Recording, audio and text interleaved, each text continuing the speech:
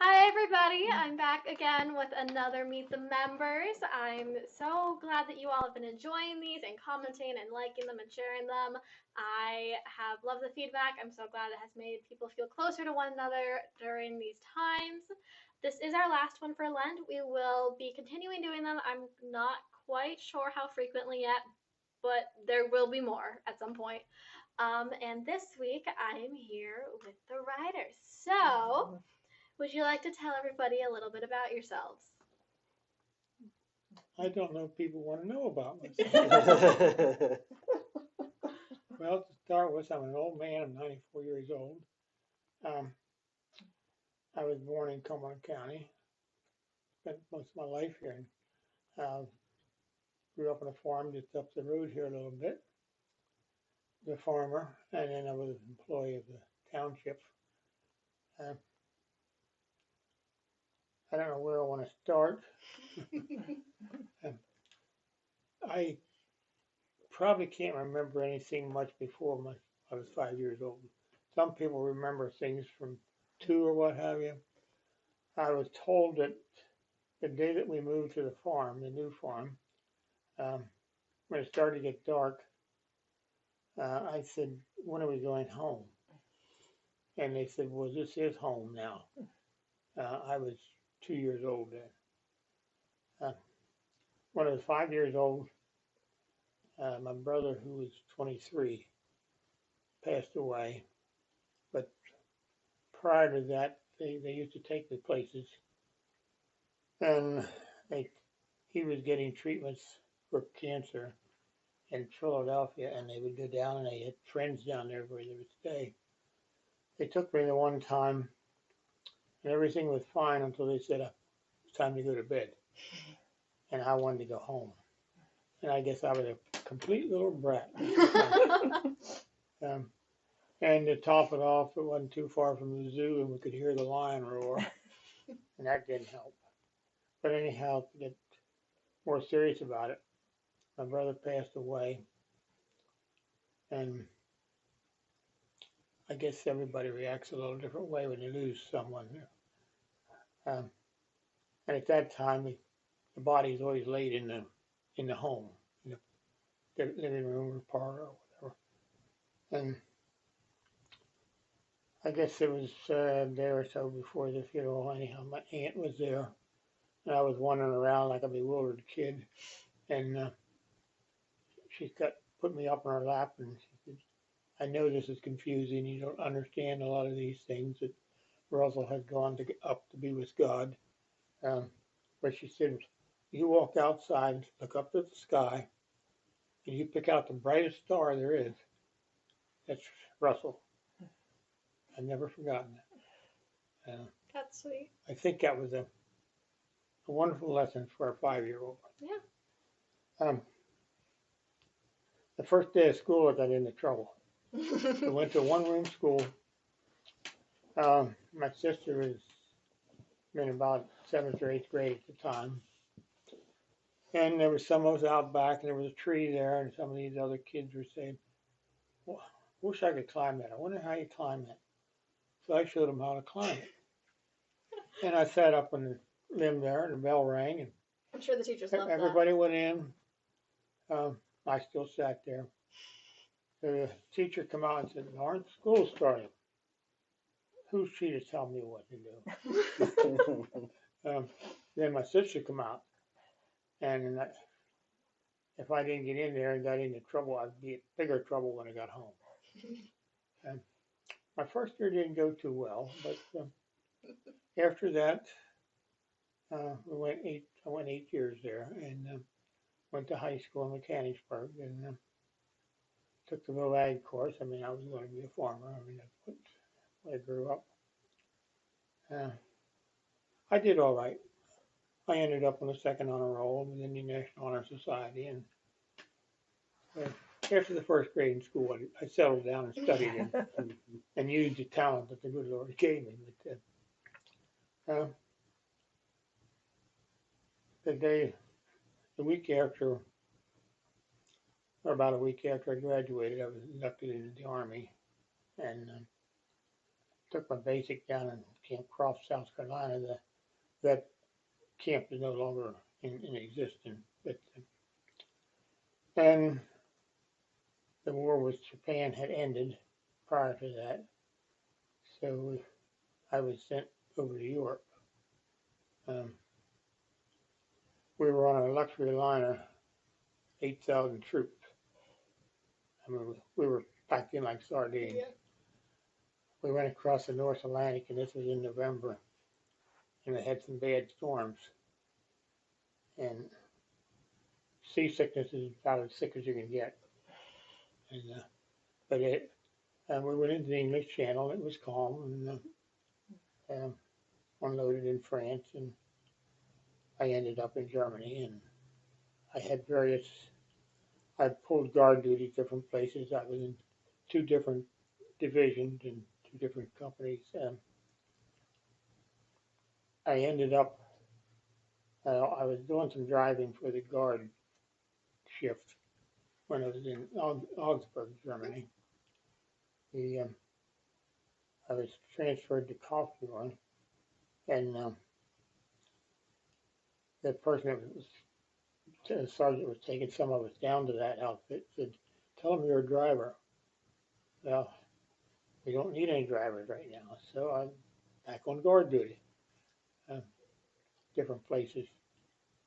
So they called and they needed a driver, and I was driving one of the personnel officers, a captain, and a nicer man you wouldn't want to be around. You'd never known he was an officer. We had wonderful conversations, and we had a regimental commander that was a little nasty. He wanted everybody to know he was colonel. In fact, he'd even make his driver stop the car and ball somebody out because he didn't have to salute the car. So the motor pool sergeant says, "We want you to drive Colonel Ward." I'm happy with Captain DeGraff. So I had to go down. This colonel lived off base in a house. He had an orderly and a driver. I had to go down there and talk to them and what have you. And I told the sergeant I'm not interested. A week later, he said, "Lieutenant William says you will drive Colonel Ward." So when they tell you that, you do. The crazy part of it is that we never really had any problems. We stood each other. One day he told me the car should be divorced, and I said, "Sir, you told me to be back at headquarters at 8 o'clock, and I didn't have time." "Well, you're right. Okay." So I was there until my time was almost up. My year was just about up, and also my mother was very ill, and they put in for an emergency furlough for me. Mhm. But I didn't get home in time. It was one of those things. And also, when we got into Westover Field, Massachusetts, on the way home, I tried to call home, and for some reason or other, the phone number had been changed, and a neighbor about a mile away, talking to the telephone operator, I gave him my name, and he says, "Oh, I think that young fellow is in the service, and his mother just passed away." That's how I got the news. And I mean, I was very grateful to the man for doing that, saying that. And so, I mean, went to Fort Dix, stayed overnight, and went home, and went back and was discharged, and married my high school sweetheart, and sometime later, and we had 4 children, a son and 3 daughters, and eventually I got the farm, and my dad had sold quite a bit off, and Route 15 went through and took some, and what was left on the other side, you couldn't get to with big equipment to farm it. And I had a dairy herd, but the acreage was cut back, and that was when the bulk tanks were coming in. You had to have a bulk tank. That would have meant a new milk house. So how do you pay for this? and I had to remodel. We had remodeled the barn some, and we'd have to do more in order to add more cattle. So how am I going to feed more cattle? It was just a vicious circle. And at the time, I was working part time for the township and doing things for them, and they were ready for me to go on full time if I could. And a young man came in that was looking for land just to farm. And we came to an agreement on the rent of it, and so that's all history. And I ended up in charge of the wastewater treatment system for the township, and retired from there. And my wife and I had been married for 50 years, and she was diagnosed with ovarian cancer. I took retirement before I was 65. One thing, they were remodeling an enlarging the treatment system. I had gone through one enlargement, and I didn't want to go through another, and I didn't care for the system they were going to put in. And I thought, and the other thing, when that's happening, contractors and engineers are coming to you and it's asking you whether you want it this way or that way. Why put it my way when I wasn't going to be there? Leave the other man take over. So I just politely retired, and it's the best thing, because about a year later is when my wife had ovarian cancer, and I was there to take her to treatment and all the things that was involved. And we had 50 years together, good years. And I met Virginia through the township. She was the payroll, in charge of paying us and taking care of all other. And I had a number of contacts with her because of my position and her position. And you trying to get your money? I never got any extra money. And she would talk about her brother that was on the farm up in Pocono area where she come from. We had sort of had something in common that way, and of course her boys were younger than my children, but they were going to the same high school mine graduated from in Mechanicsburg. I don't know why. Sometime later, I stopped in, and I stopped in at the township building. For some reason, anytime I stopped in, I'd talk to her. And I guess at one time it got a little serious. I guess. And here we are. You could say that. You could say it went pretty well. And it's 21 years. It's been great. We've been here for 6 years, and I think this is one of our better moves. We really like it here. Getting back to church, yeah, when I grew up, it didn't matter what was going on. Come Sunday, unless the snow was too deep, we went to Sunday school and church. We went in the midweek services and Christian Endeavor, and you went to church. Yes. Yeah, unless you were dead, you went to church. So even then, you gotta go to church in heaven. Then you gotta show up. And I grew up in Tyndall Springs Lutheran Church. I've seen a number of changes. I've seen so many people go that I grew up with, or older than myself, and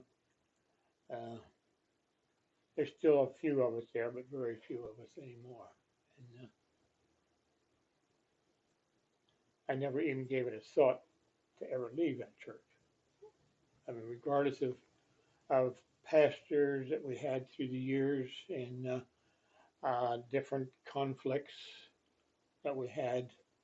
I mean, at one time we had, and probably very few people will remember this, 2 different basic organizations, and there was a conflict for a while, and that healed. We healed, and you know, and so when I look around and see what people, how some people have had to suffer, short life, I've been blessed in so many ways. Yeah, I don't know where to start saying thank you. I've been blessed with getting to know a number of pastors at Trindle Spring Lutheran Church, but I'm not going to give you any evaluation of any of them. I mean, I have my favorites. I have my attitudes about all of them. You got your opinions. You got your thoughts. But I'm not going to tell you. I'll say this: I'm very happy with the pastor we have right now. I am too. You are Funny too, enough. Is there anything you'd like to add about yourself there? It's all yours now. Oh. Well, as he said, I grew up in northeastern Pennsylvania on a dairy farm, and I have a twin brother, and then I have twins. Always said it skipped a generation, but it didn't. Trying to think. Oh, how I got down here is kind of my first husband. He was going to Penn State. We were high school sweethearts too, but didn't end up the same. And we were at Penn State, and then he got a job down here at the state, and that's how we moved down here. Oh, I know what how many years ago? That's quite well, it doesn't make any difference. But then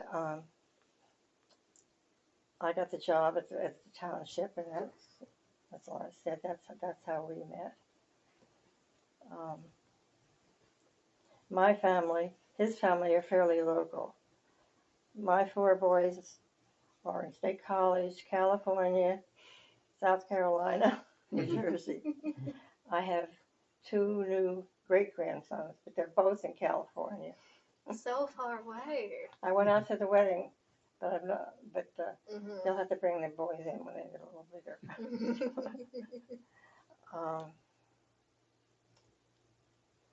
I enjoyed growing up on a farm, and it's the same. Oh, I know what I wanted to say. When I was growing up, I belonged to the Moravian Church. Some people don't know what the Moravian Church is. It's not Mormon. But I was a Moravian. Then I was a Methodist, and now I'm a Lutheran. But there's not too much difference. Yeah. You're making your rounds. It's okay. You're trying to cover them all.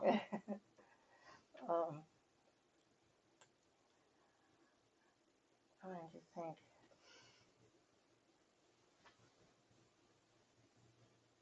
I forget what I said before. Think up something else.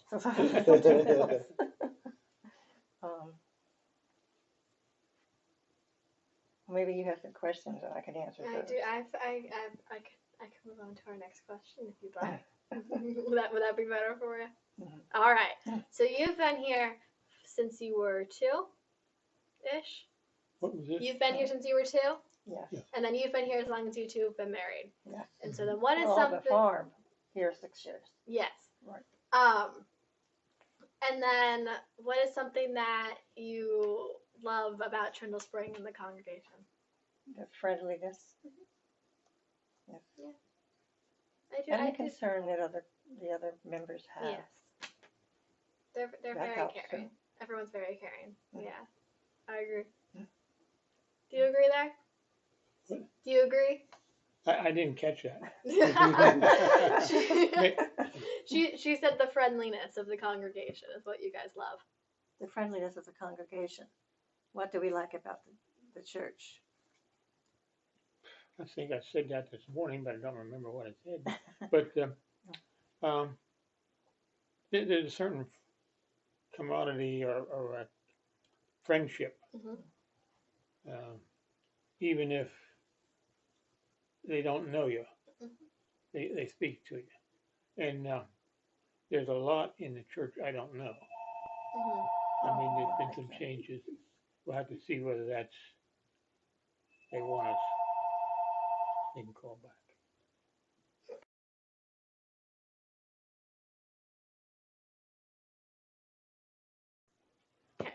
Cool. Show the friendliness. So, I've seen so many people pass on Mhm. when you're my age and you spent your whole life. When Yeah. I've seen so many changes. Um, we had some bad spells, as I said before, with and it took quite a while till everybody agreed to have the new sanctuary. mm. I've been hearing about the sanctuary thing from a few people. Mhm. Yeah. Yeah, that and it in a lot of ways it was hard to leave Mhm. for us that grew up Mhm. in that. Um, but I think it has been a good move. Yeah. What to do with the old church? We can't just leave it stand there. We either take it down or we get something worthwhile in it. I mean, it's falling apart, uh, and I don't know whether. I mean, yeah, I know they say finances shouldn't get involved in churches, but you have to have finances. You have to. You're popular today. Yeah, Oh, I get so.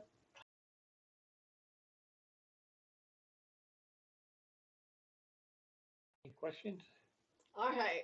Cool. So then, what is something that you missed from before the pandemic started?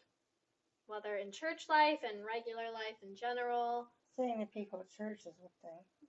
Yeah. And other friends. Yeah. Yeah, that makes sense. I think the fact that we can't go to church or haven't been going, I some ways I'm disappointed with the people in this nation that they can't follow rules and regulations. It's you know, well, I know I've heard of people that I'm in charge. I'm in charge of my life. I can. Someplace along the line, you have to think about your fellow man, whether you like to or not. I mean, we're not in this alone. Mhm. Uh, Jesus said, "Love your neighbor." So. yeah, I've tried to be careful about it, and the whole thing. We're homebodies, and it hasn't affected us like a lot of people, and especially younger people that've been used to coming and going and traveling and having their vacations and everything. I can sympathize with them. It's hard to say, especially if they were planning on something, going to see their family someplace. That's I read about my son in New Jersey. They went out to see the baby a couple months ago. But flying on the plane at that time was not the best thing to do. No, the thought of that just Yeah. seems scary. So then, what is something that over the past year has gotten you through all of this of the not being able to see people? Something we couldn't do before. Something that like has gotten you through it.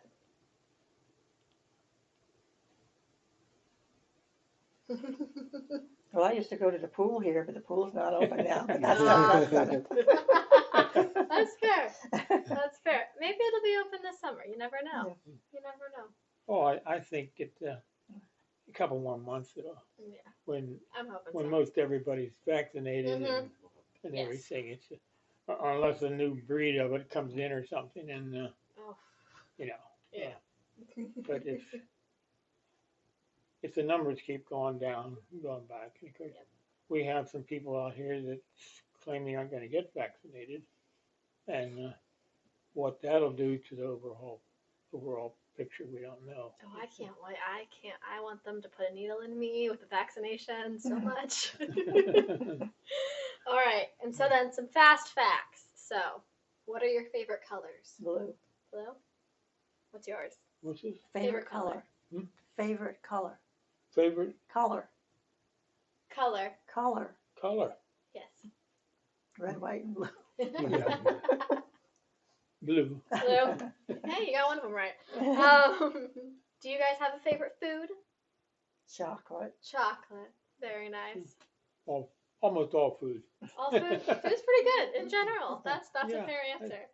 It's easy to cook for. Well, there's a few things I don't care for, but Yeah, everyone has a few things. yeah. Yeah. Do you guys have favorite sports teams? Penn State. Penn State. Mhm. Not him. Not him. I really don't have favorite team, pro or otherwise. Yeah. Anymore. I mean, I did at one time, but college football has turned into pro football, Mm, and pro football has gone so business wise. yeah. Some of those things that I don't know. It just my way of thinking. It's you know, uh, it's great for the economy, the people that. That's true. That's true. At times I think this whole thing gets carried a little bit too far. It's a little bit like our news media. Mm, yeah. I guess, you want to hear it or don't you want to hear it? Mhm. So, do you guys have favorite TV shows? Hallmark. Hallmark Hallmark. in general. Yeah. Local news. Fair. That's fair. Um, Favorite movies? Gone with the Look Wind. Sound of Music too. They're both those are both good ones. Yeah. There was some other ones through there right now I can't think about. Mhm. Some of the older ones Yeah. that's growing up and what have you. Casablanca. Mhm. I like that one. I mean, I saw it, I guess, shortly after it come out, and then a couple of years ago it was on TV. We saw it. Humphrey Bogart and in Africa. And, I don't know, just something about it. Any favorite desserts at all? Ice cream. Ice cream, chocolate ice cream? Not necessarily. No. Okay. So you like the two things, but not necessarily together. All right. I get it. I understand. How about you? What, my favorite ice cream? No, Dessert. it's his favorite dessert. I can take most anything. As long as it's Cake, dessert. cake with icing, cookies or Mhm. donuts, and Yep. Those chocolate peanut butter eggs that we're missing so much this year. Oh yes, I was thinking of those this morning. Oh, they're so good. And then, is there anything the two of you would like to say to the congregation? We miss you. we missed you, and we hope you all come back eventually, and we can get together.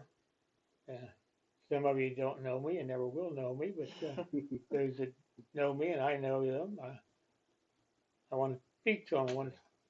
I thank them for the cards, the phone calls, and prayers at this time. All right. Well, thank you so much for letting me interview you. Thank everybody for watching. Thank you for watching all of them. The feedback's been amazing. I hope that you enjoyed this. I hope you have a safe Holy Week. Happy early Easter. And I will see you whenever the next one comes out. Bye.